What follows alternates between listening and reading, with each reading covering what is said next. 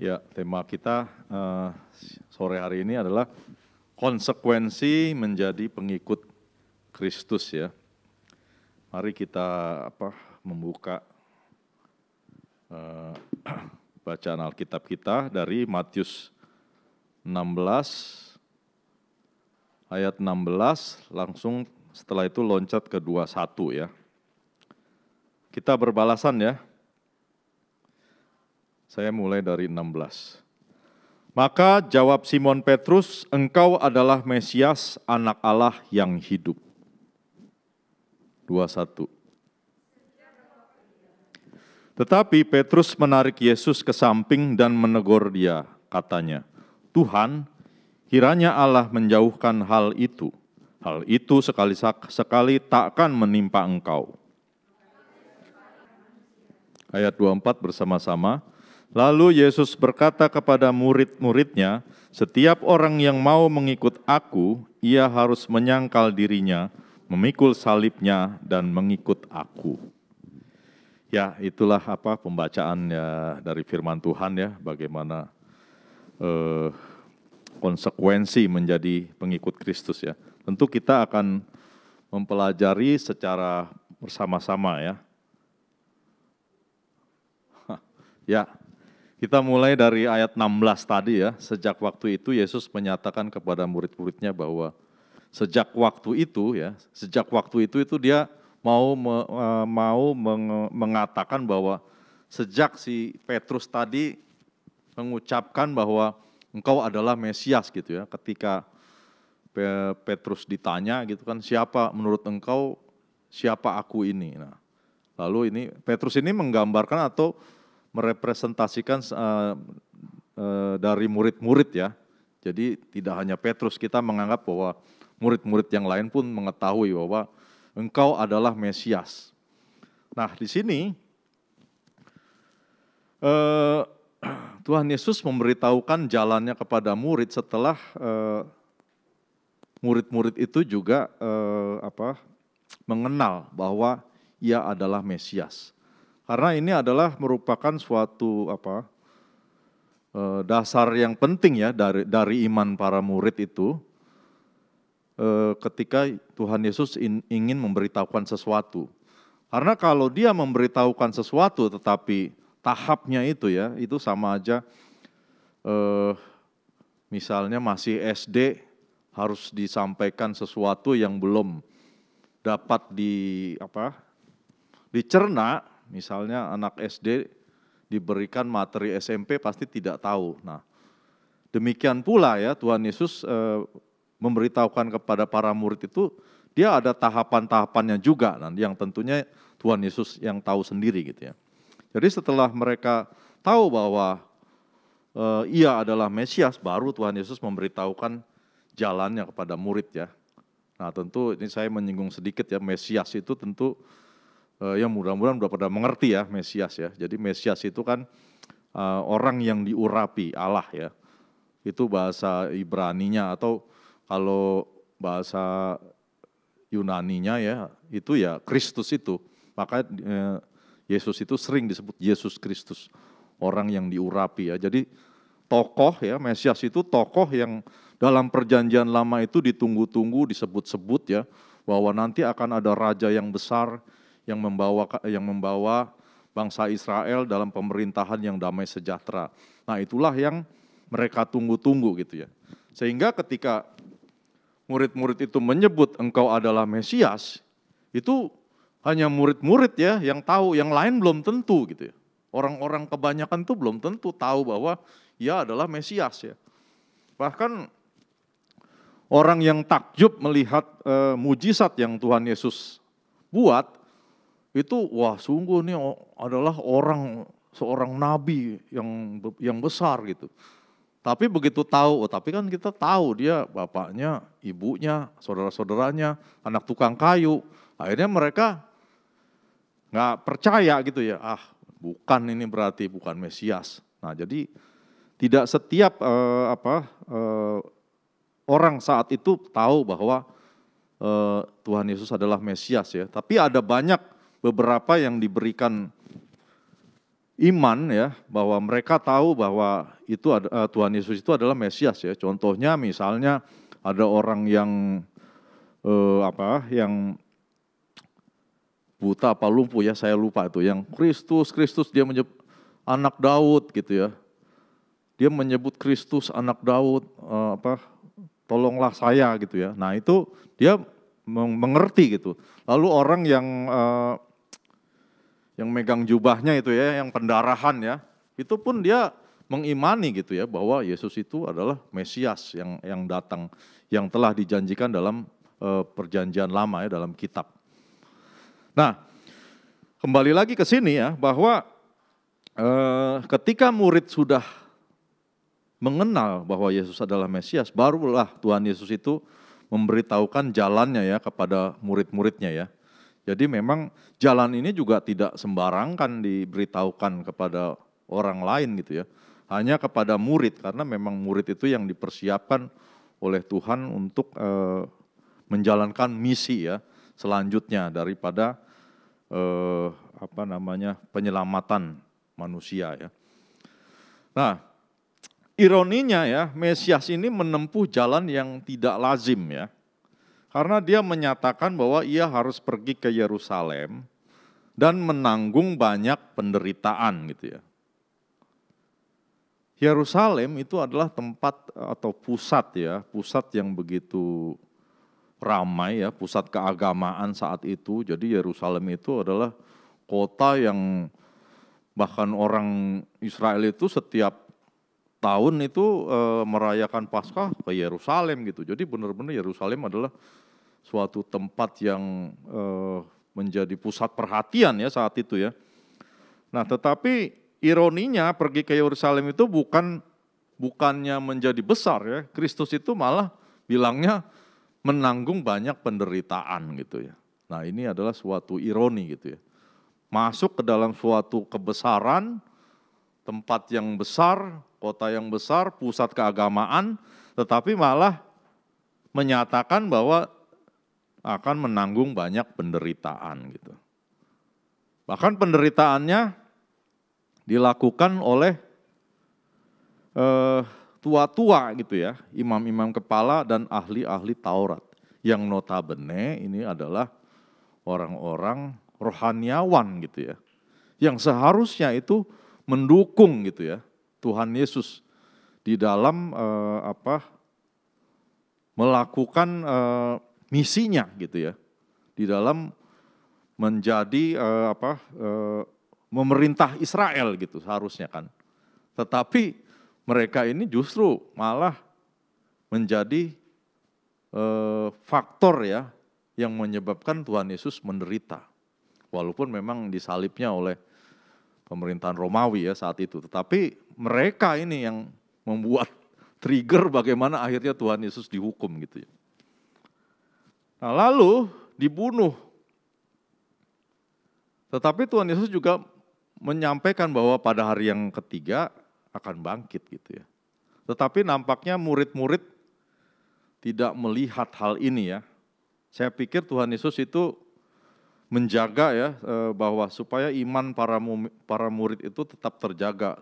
Memang akan menanggung penderitaan gitu ya dari dilakukan oleh tua-tua, imam kepala dan ahli Taurat, lalu dibunuh, tapi bangkit, disampaikan bangkit pada hari ketiga.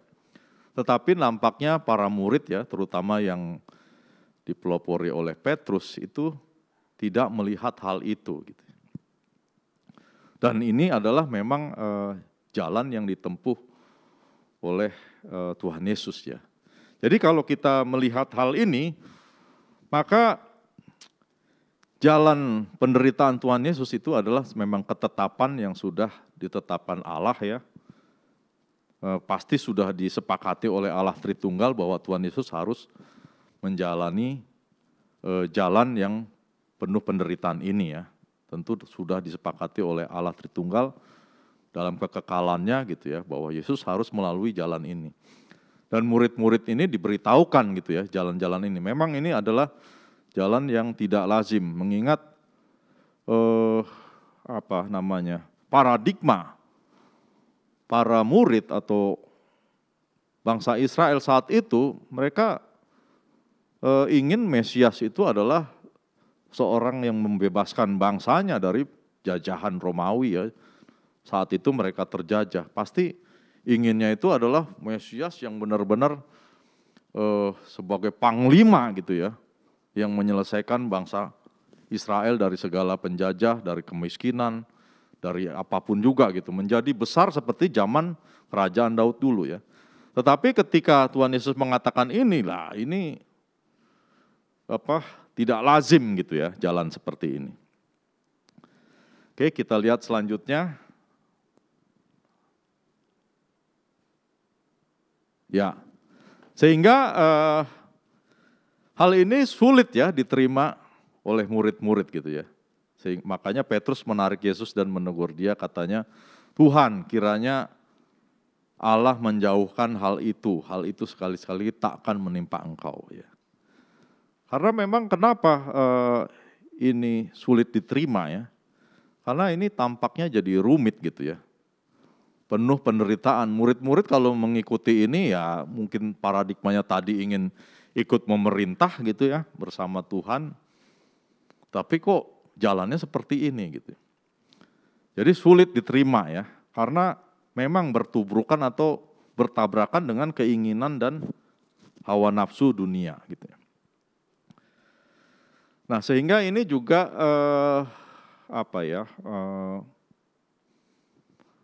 bisa merefleksikan ke dalam kehidupan kita ya, kita tarik dalam kehidupan kita gitu. Bagaimanapun situasi dan kondisi kehidupan kita, itu janganlah kita menentang Tuhan ya, atau menentang kehendak Allah gitu ya.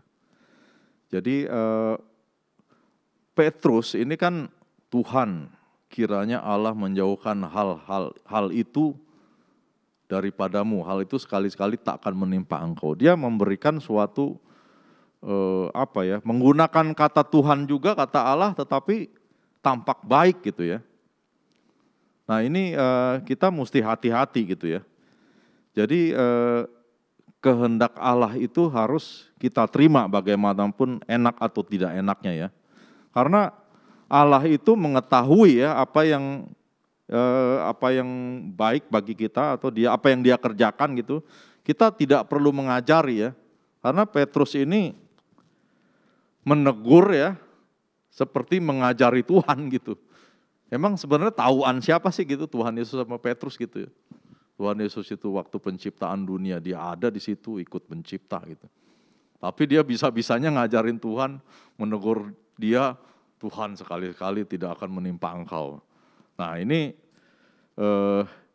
kita jangan sampai masuk dalam situasi yang demikian ketika kehendak Allah yang kita terima ya, atau jalan Tuhan yang harus kita lewati itu tampak rumit ya bagi diri kita sendiri gitu.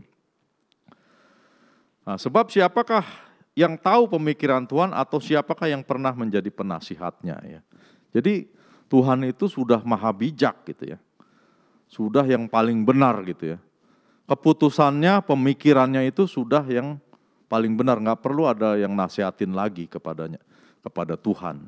Sehingga yang tampak bagi kita itu rumit, atau yang tampak bagi kita itu tidak lazim, yang tampak bagi kita itu kelihatannya kok begini gitu ya jalannya, itu bukan berarti tidak benar gitu ya. Sebab apa yang sudah Tuhan putuskan, apa yang sudah Tuhan mau jalankan itu adalah sesuatu yang paling berbijaksana gitu. Nah, berbeda yang tadi tindakan Petrus ya. Sebetulnya tindakan Petrus ini adalah simbol hikmat duniawi ya. Karena sebetulnya kok begini sih jalannya gitu ya. Karena disebutkan masuk jalan penderitaan gitu. Ya nggak enak lah gitu ya. Jalan ini tidak populer ya. Tidak menarik sekali gitu ya. Buat dijalani gitu ya, buat para murid.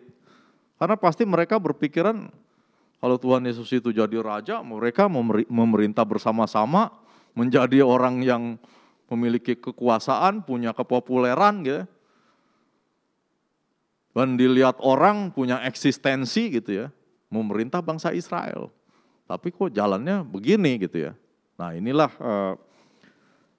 simbol hikmat duniawi ya, karena tidak sesuai dengan apa yang kita inginkan gitu. Karena keinginan kita itu cenderung memang keinginan duniawi ya gitu, yang membuat nyaman diri kita. Ya, jadi menginginkan keadaan yang aman, nyaman, dan tentram gitu. Kalau hikmat dunia itu selalu menawarkan ada pada kekayaan, kekuasaan, keamanan, dan kepentingan diri sendiri. Nah itulah yang membuat jalan Tuhan itu tidak sesuai lagi dengan jalan manusia. Oleh karena itu, hanya ada dua kemungkinan ya, kita itu mengikuti jalan ya, jalan Tuhan atau hikmat duniawi. Jadi sekarang ini yang ada di dalam perjalanan orang ya, semua orang termasuk kita, itu sebetulnya antara mengikuti jalan Tuhan atau hikmat duniawi ya. Hikmat duniawi itu banyak ya, dari mulai ajaran-ajaran dongeng gitu ya, dari mulai ajaran-ajaran yang bilangnya apa-apa pamali, juga dalam isme-isme gitu ya, itu hikmat-hikmat duniawi, termasuk yang berkembang di zaman saat ini ya gitu ya, bagaimana pola hidup, bagaimana seharusnya kita hidup ya. Mungkin teman-teman hanya mendengarkan apa yang tren sekarang ini, kata teman mestinya begini, begitu, itu juga adalah suatu hikmat duniawi. Nah hikmat duniawi itu pasti berujung kepada menawarkan kekayaan, kekuasaan, keamanan, dan mementingkan diri sendiri. Nah itu mengenai kenapa kita sulit ya menerima jalan Tuhan. Nah kemudian yang selanjutnya kita baca lagi ya. Setelah Petrus menegur Tuhan Yesus, maka Yesus berbalik menegur Petrus ya. Nyala iblis, engkau suatu batu sandungan bagiku. Nah iblis ini selalu berperan ya, dengan menawarkan jalan alternatif tadi yang sepertinya tampak benar. Dia memang di balik hikmat-hikmat duniawi ini memang sebetulnya di belakangnya itu adalah iblis yang berperan gitu ya, walaupun tidak kelihatan. Jadi iblis itu jangan kita gambarkan tuh seolah-olah sesuatu yang menyeramkan gitu ya, yang seperti setan gitu ya, atau tampak-tampak kuntilanak, genderuwo. Bukan itu ya. Iblis itu adalah di zaman Adam Hawa itu aja sudah bisa menawarkan, merayu bagaimana Hawa akhirnya jatuh ke dalam dosa. Nah ini mirip gitu, sebetulnya Petrus itu ya mirip, pakai nama Tuhan juga. Sekali-sekali tidak menimpa engkau. Pakai nama Allah dipakai-pakai juga gitu ya. Sekali-kali Allah tidak menimpa engkau. Nah ini adalah kecohan gitu ya. Sebetulnya condong ke duniawi gitu ya, tetapi nama Tuhan dipakai gitu. Maka dari itu kita harus mengenal ciri khas ya jalan Tuhan dan jalan manusia dan hikmat manusia ya. Jadi berciri khas bukan memikirkan apa yang dipikirkan Allah, tetapi apa yang dipikirkan manusia. Jadi kalau teman-teman itu mendengarkan khotbah atau firman Tuhan atau dimanapun tempat, ketika khotbahnya itu sudah mengiming-imingi pada kekayaan, pada kekuasaan, ketenaran, atau lebih kepada mendekatkan kepada memang keinginan kita secara duniawi, itu sebetulnya sudah menipu kita gitu. Nah ini hati-hati, kelihatannya bisa tampak benar gitu ya, tetapi kita bisa dikecohkan oleh hal-hal seperti itu. Karena pemikiran Allah itu selalu tidak menawarkan sesuatu yang bersifat duniawi gitu ya. Dia selalu jalannya itu dikatakan seperti tingginya langit dan bumi. Pikirannya itu jauh ya, antara surga dan bumi. Jadi nggak keukur. Sehingga jalannya itu pasti beda gitu. Jadi kalau jalan yang kebanyakan orang atau jalan duniawi ini itu udah pasti bukan pemikiran Allah. Nah ini ciri-ciri ini kita harus mencermati gitu ya. Di dalam setiap kita mendengarkan apapun juga gitu ya, dimanapun tempatnya ya. Jadi tujuannya iblis itu membuat suatu batu sandungan ya, menghalang-halangi pekerjaan Allah. Nah, sehingga kita harus memperhatikan ya dengan seksama setiap nasihat yang kita terima ya. Nasihat itu bukan hanya nasihat dinasihati gitu. Nasihat itu adalah ajaran ya, bisa berupa ajaran. Memang bisa juga berupa nasihat gitu ya. Tapi kita harus mencermati ini berasal dari pemikiran Allah atau pemikiran manusia gitu ya. Jadi gampang mendeteksinya gitu. Kita harus bisa anak-anak beriman itu mendeteksi mana yang Allah pikirkan atau mana yang pikiran manusia. Yang paling gampang pemikiran manusia ya. Kalau udah banyak iming-imingnya gitu ya, diiming-imingi sesuatu, nah itu udah pasti itu bukan firman Tuhan gitu ya. Karena jalan Tuhan tidak begitu gitu. Nah, oleh karena itu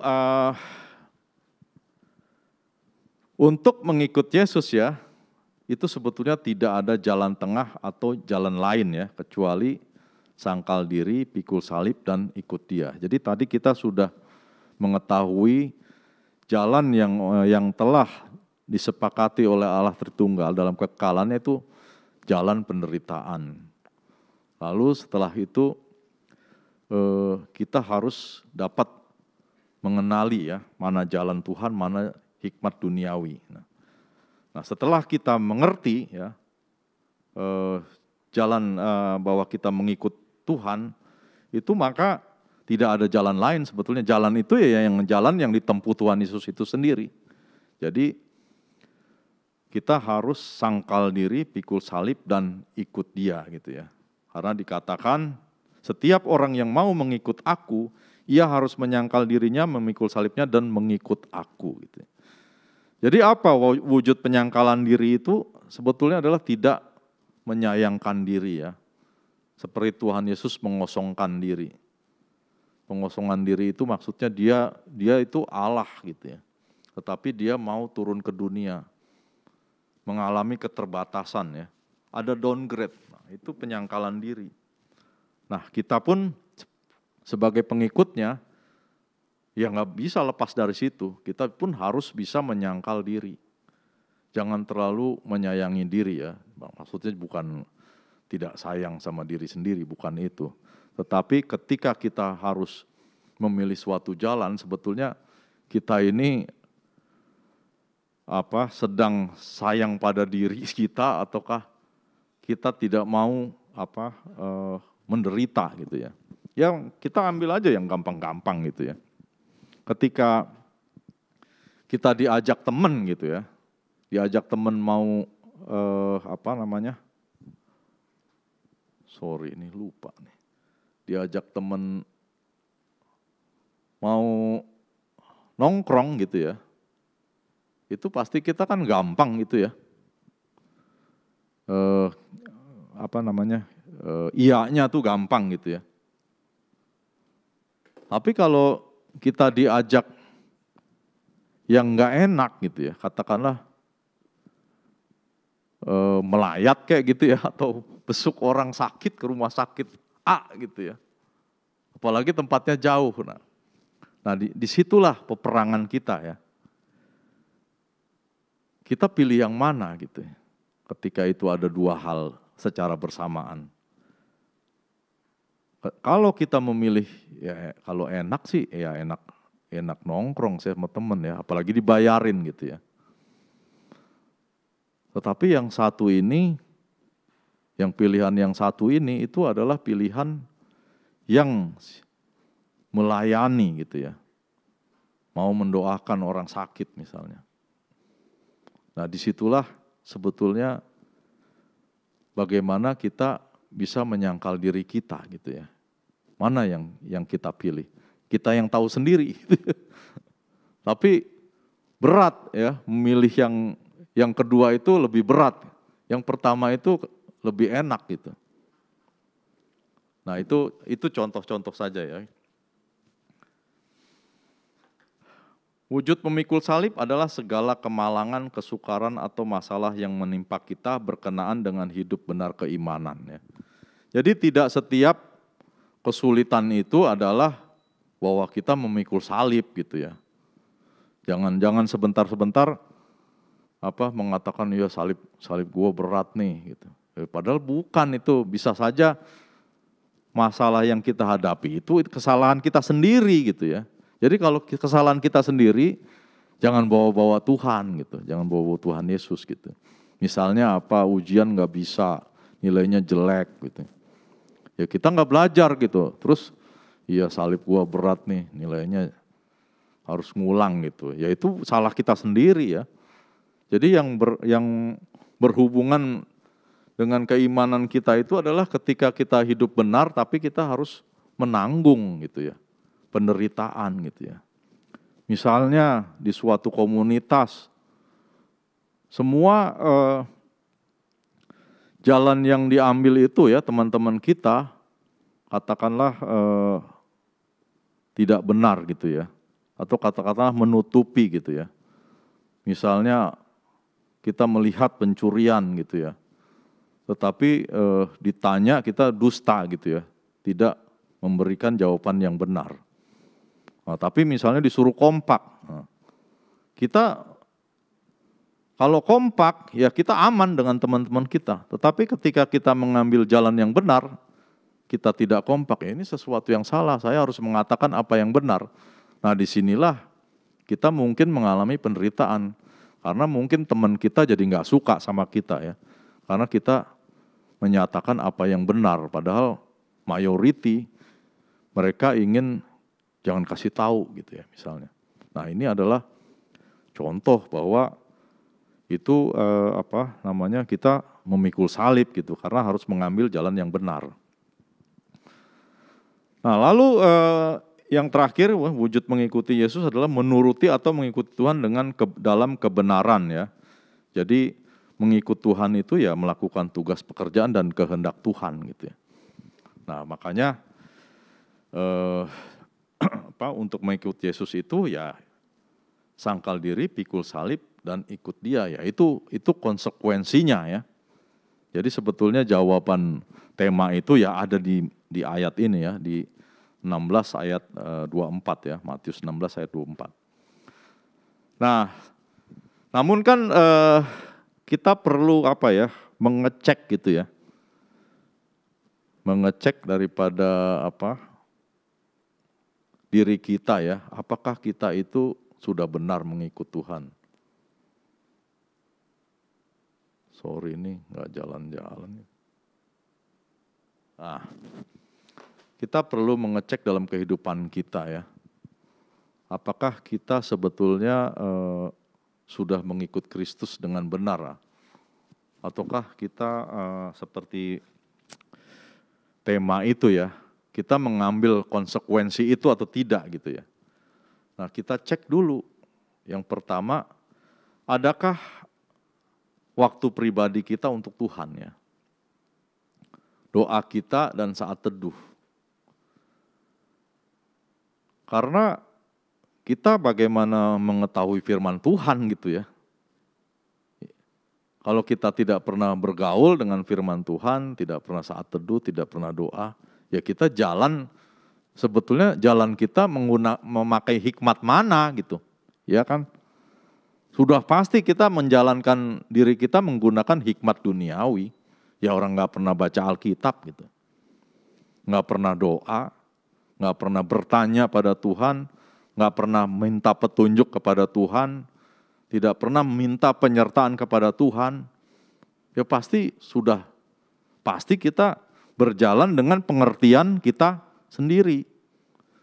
Kalau kita berjalan dengan pengertian kita sendiri, sudah pasti itu berjalan menggunakan hikmat manusia atau hikmat duniawi. Nah, jadi itu ya teman-teman yang harus kita cek dalam diri kita. Nah, karena ini zaman internet ya, teknologi yang sudah maju, dalam menggunakan medsos apakah ada kesehatan mental kita yang terganggu? Nah, ini juga bisa kita cek ya diri kita.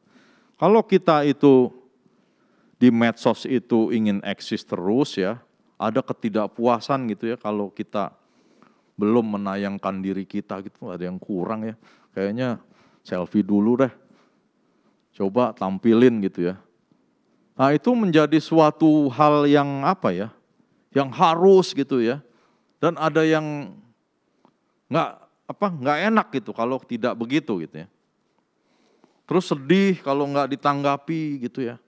Kalau ada orang nggak merespon, nggak nge-like apalagi nangis misalnya. Nah itu hati-hati. Kita ini lagi jalan kemana gitu ya. Lagi mau ngapain, apakah hidup yang ngurusin itu aja gitu ya di medsos gitu. Nah sudah pasti kalau kita kesehatan mental kita terganggu gara-gara medsos ya, ini kita tidak berjalan bersama Tuhan gitu. Nah kemudian yang ketiga ya, adakah tekanan ya dari lingkaran pertemanan ya atau influencer yang mempengaruhi gaya hidup kita? Nah ini cenderung sudah lebih tinggi lagi gitu ya. Karena ini sudah grey gitu ya, abu-abu. Ini bisa benar, bisa salah gitu ya. Jadi kita cenderung hidup konsumtif ya karena dipengaruhi lingkungan ya. Kita tidak mengikuti tren gitu kayaknya susah gitu ya. Sehingga lingkaran kita mengikuti gaya hidup lingkaran kita, orang begini, kita juga mesti gini gitu. Apalagi ada influencernya gitu, kita harus seperti itu. Nah tetapi ketika harus seperti itu ya kita harus membela-belain gitu, harus beli ini, beli itu. Nah itu hati-hati. Kita sudah masuk dalam jebakan hidup yang konsumtif ya, yang sebetulnya itu nggak perlu begitu gitu ya. Memang ada masalah apa kalau kita nggak mengikuti tren itu gitu ya? Apakah diri kita tidak diperhitungkan orang gitu ya? Nah itu masuk dalam jebakan-jebakan yang sebetulnya bukan jalan Tuhan gitu ya.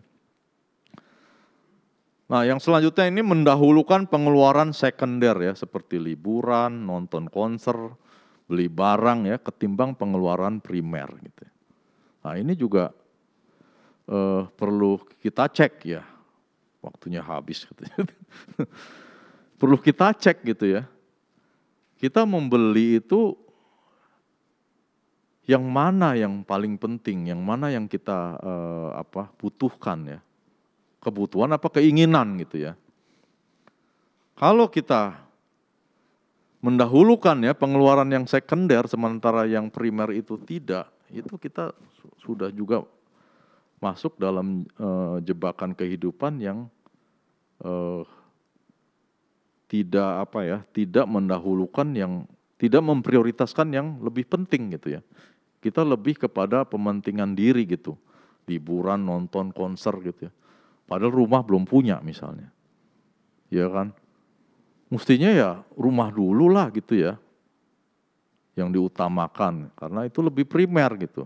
Tapi uang kita habis nonton konser, liburan, keluar negeri, ke sana ke sini, sehingga rumah sampai nggak punya gitu. Padahal kalau tidak melakukan itu bisa punya rumah. Kan bisa nyicil ya rumah.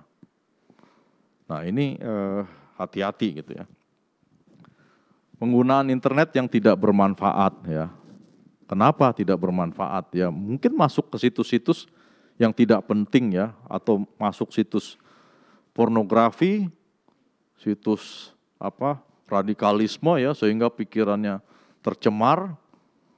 Dan juga menghabiskan waktu gitu dengan browse terus di internet, itu pun juga sudah pasti bukan jalan Tuhan ya yang seperti ini.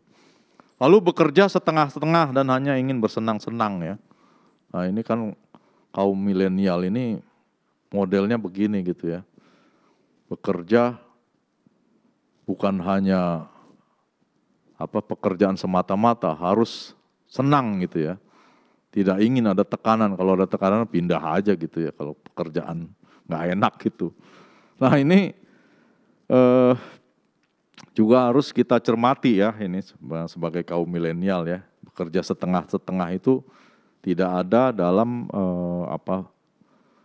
hikmat Tuhan gitu ya. Tuhan mengajarkan kita segala sesuatu itu untuk sungguh-sungguh. Bahkan dikatakan apapun yang engkau lakukan, lakukanlah seperti untuk Kristus gitu ya. Nah kemudian fokus hidup kepada kebebasan dan hedonisme ya. Tidak mau diproses ya. Ya pengennya bebas gitu. Bebasnya tapi nggak tanggung jawab gitu. Hidupnya hedonis, mau senang-senang aja gitu ya. Lalu ini yang terakhir, tidak peduli kepada keadaan sosial ya. Nah karena jalan salib itu selalu mengedepankan orang lain gitu ya. Jadi kalau teman-teman itu punya teman susah tapi nggak ditolong, ada orang yang kita tahu lapar nggak kita kasih makan, nah ini adalah kita hidup pasti bukan di jalan konsekuensi tadi mengikut Tuhan Yesus ya. Jadi kalau mengikut Tuhan Yesus ingat aja waktu dia khotbah lalu ke tempat sepi orang berbondong-bondong datang, Tuhan Yesus itu kasihan melihat mereka, ini orang belum makan ini pada kelaparan bagaimana gitu, tanya murid gitu ya. Murid bilang wah nggak ada yang jualan di sini gitu ya. Tapi Tuhan Yesus bilang tapi ini adalah tanggung jawab ya, harus bagaimana mereka makan. Lalu ada ketemu anak kecil itu yang punya 5 roti dan 2 ikan ya. Akhirnya diberkati dan mereka semua makan. Nah ini kita harus punya hati seperti ini ya, seperti Kristus. Ya kan pengikut Kristus ya. Ya konsekuensinya ini nggak mungkin kita tidak peduli kepada keadaan sosial ya. Karena itu adalah tanggung jawab kita. Nah ini hal-hal ini ya, 7 hal ini ya teman-teman mesti ingat supaya teman-teman bisa mengetahui bahwa sebetulnya kita sedang mengikut Tuhan dan menjalankan konsekuensinya atau tidak gitu ya. Kalau kita tidak melalui 7 hal ini kita cek diri kita, wah kayaknya benar semua nih. Nah hati-hati ya, sebetulnya kita berjalan bukan pada jalan Tuhan tetapi hikmat duniawi. Demikian sharing saya teman-teman, mari kita berdoa.